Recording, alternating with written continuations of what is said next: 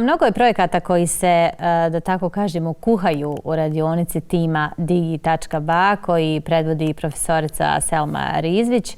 Realizira se nekoliko projekata, između ostalog i projekat Stečak Land koji se realizira u okviru velikog regionalnog programa Kreativna Evropa, čiji je između ostalih i partner Kamerni teatar 55. Ali o mnogim tim projektima jutro ćemo razgovarati upravo sa Selmom Rizvić, inače je predsjednicom udruženja Digi.ba. Dobro jutro i dobro nam došli. Dobro jutro.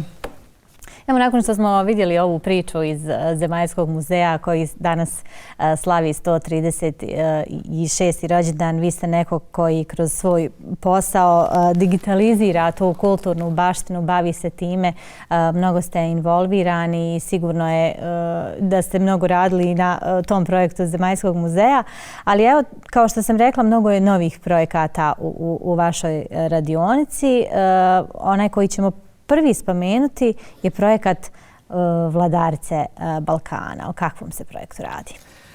Tako je, Vladarice Balkana su Creative Europe Grant koji smo dobili prije 2 godine. Znači, projekat traje 3 godine, ovo je 2. godina.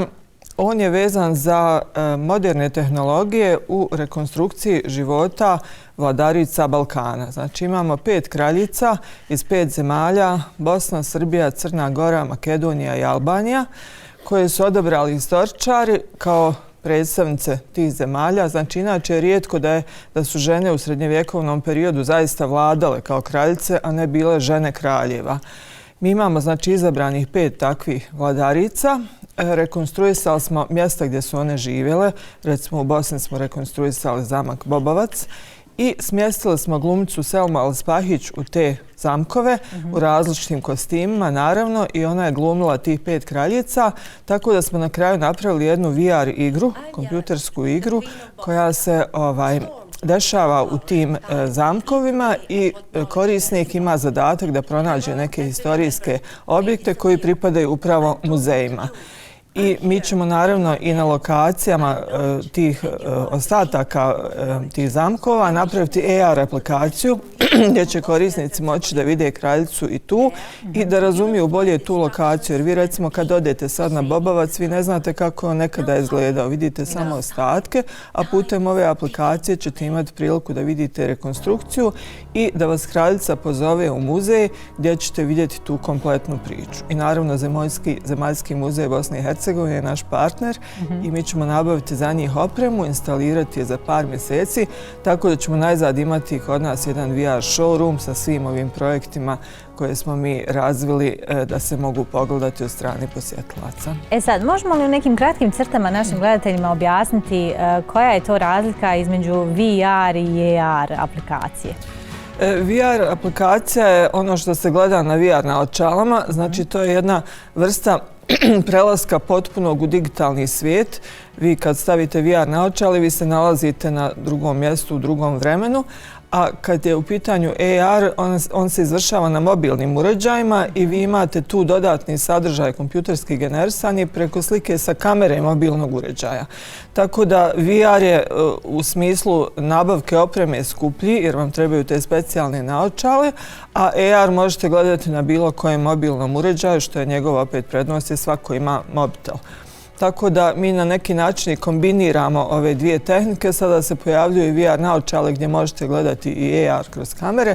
Uglavnom, to su obje tehnologije dosta srodne, ali eto imaju svoje neke posebnosti koje mi pokušavamo implementirati u digitalizaciji kulturnog nasljeđa. Da, ovaj vaš posao čini se nekako vrlo je izazovan i zanimljiv i vjerujem da imate na umu još mnogo projekata koji biste mogli, ajde tako kažemo, digitalizirati i učiniti ih dostupnim javnosti i na taj način da sačuvamo, i to je jedan način čuvanja kulturne baštine. Svakako, to je jedan način čuvanja jer mi imamo sad digitalne verzije kulturnih spomenika koji, ne daj Bože, može se nešto desiti pa da ih više ne bude ili da budu oštećeni. A s druge strane, to je odličan način da se privuku ljudi kulturnoj baštini. Jer ovo je moderni medij i sada već ljudi slabije čitaju, slabije gledaju čak i filmove.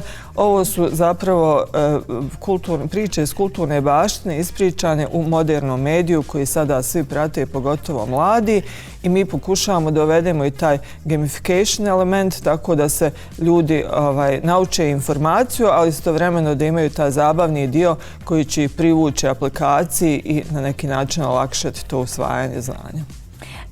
Sad, osim ovog projekta koji je aktuelan, Vladarice Balkana, postoji i projekat Stečak Land, koji nekako doživljava tek neke svoje početke, ali o čemu se tu tačno radi? Biće taj projekat u nekoliko segmenata.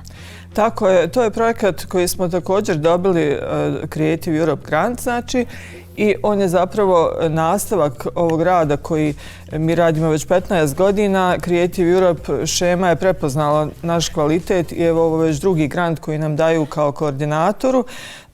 Tu se radi o zapravo objašnjavanju, odnosno omogućavanju publici da razumije ornamente sa stečaka. Većina ljudi zna šta su stečci, pogotovo sa Balkana, međutim vrlo malo ljudi, uključujući i mene, zna značenja ornamenata. Šta znači spirala, šta znači krug, šta znači podignuta ruka. I mi pokušavamo da tu priču... To je zapravo svojevrsno pismo na stečcima koji su ti ljudi čitali sa nadgrobnih spomenika, kao što danas možemo pročitati. Tako je. Znači, mi želimo te priče da oživimo kroz VR aplikaciju, AR aplikaciju i ovaj put i teatarsku predstavu.